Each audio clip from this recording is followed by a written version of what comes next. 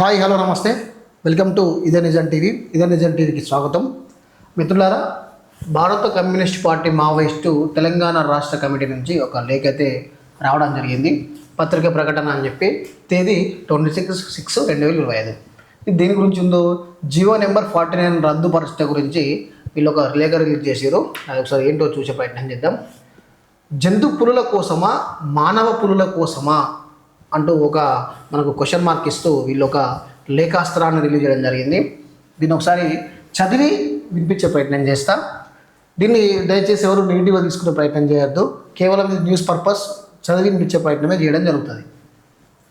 ఆదివాసీ ప్రజల హక్కుల కోసం జల్ జంగల్ జమీన్ ఉద్యమానికి నాయకత్వం వహించి అమరజీవిగా ఆదివాసుల ఉద్యమ స్ఫూర్తిగా ఉన్న కొమరం భీం పేరుతో ఏర్పాటైన జిల్లాలోని సుమారు 339 గ్రామాలను ప్రజలు ఖాళీ చేయించాలని తెచ్చిన జీవో నెంబర్ 49 తేదీ 5/5/2025ని రద్దు చేయాలని మావోయిస్టు పార్టీ డిమాండ్ చేస్తుంది.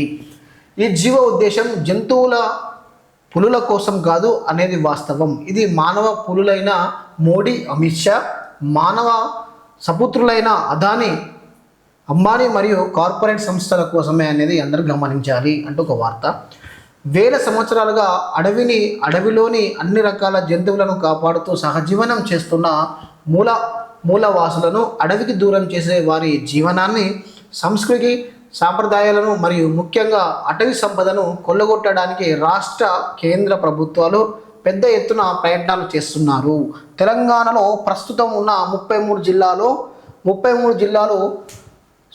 జిల్లాలు పూర్తిగా కనుమరుగవుతాయి. అంటే 33 జిల్లాలో 3 జిల్లాలు కనుమరుగైపోతాయట.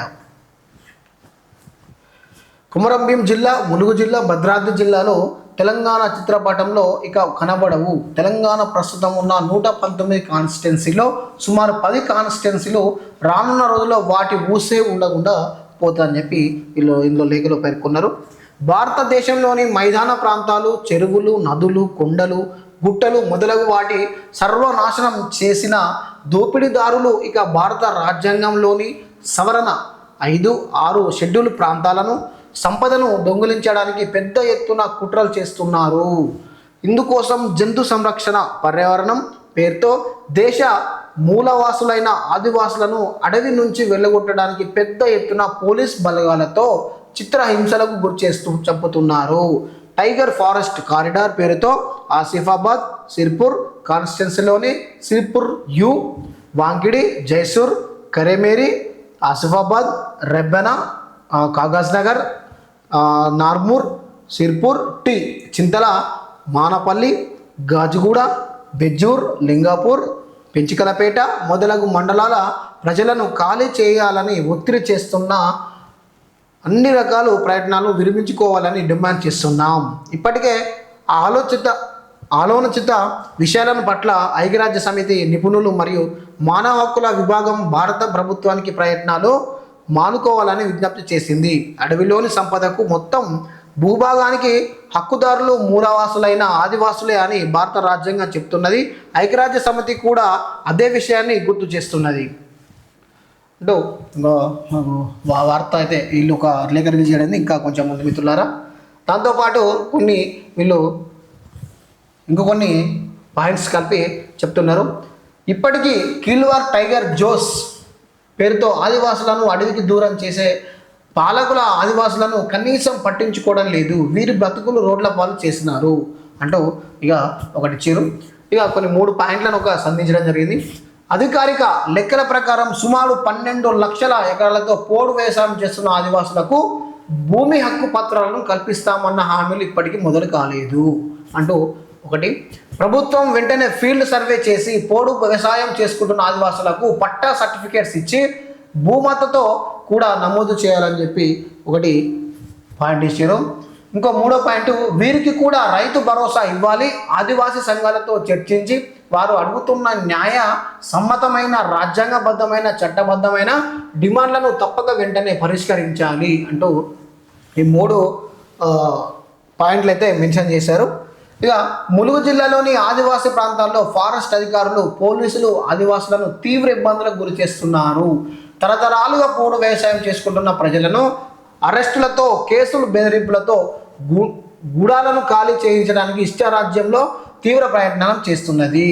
ఆదివాసీ బిడ్డ మాజీ నక్సలైట్గా ప్రాచుర్యంలో ఉన్న సీతక్క సొంత కాన్స్టిట్యున్సీ వర్గంలో ఇదే విధంగా జరగడం సిగ్గుచేటు, అవమానకరం. రేవంత్ రెడ్డి ప్రభుత్వంలో కీలక మంత్రిగా ఉన్న ధనసరి అనసూయ గారు ఎందుకు ఆదివాసుల గురించి మాట్లాడడం లేదు అనేది అందరూ మాట్లాడుకొస్తూ ఉన్నారట.